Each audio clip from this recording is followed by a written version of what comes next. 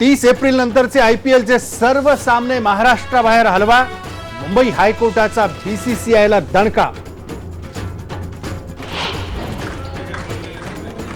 महाराष्ट्राचं चित्र असलेला केक कापून श्रीहरी आणेंनी पाडला वेगळ्या विदर्भाचा तुकडा.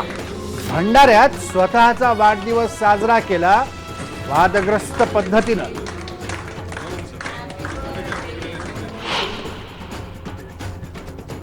सामाजिक बहिष्कार विरोधी विधेयकाला विधानसभेची मंजुरी. आता जात पंचायतीला लागणार चाप. भूमाता ब्रिगेडच्या तृप्ती देसाई पोलिसांच्या ताब्यात राहूनच घेणार महालक्ष्मीचं दर्शन.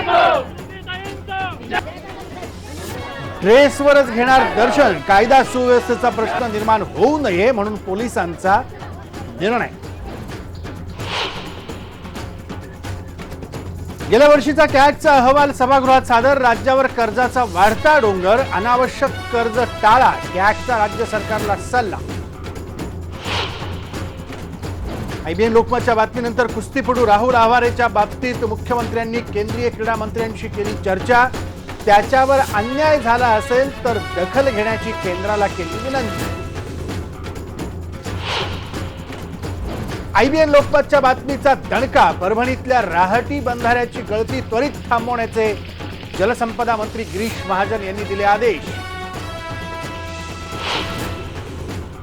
औषध खरेदी घोटाळा प्रकरणी आरोग्य संचालक डॉक्टर सतीश पवार निलंबित. घोटाळ्याच्या तपासासाठी नेमणार समिती. विरोधक मात्र कारवाईबाबत असमाधानी. आर्थिक गैरव्यवहार प्रकरणी विशेष ईडी न्यायालयानं केली छगन भुजबळ आणि समीर भुजबळांच्या न्यायालयीन कोठडीत 14 दिवसांची वाढ. मोक्का लावण्याच्या आपच्या मागणीवर 27 एप्रिलला सुनावणी. मिरजहून पाण्याची दुसरी ट्रेन लातूरकडे रवाना. 5 लाख लिटर पाणी घेऊन निघाली दुसरी वॉटर एक्सप्रेस.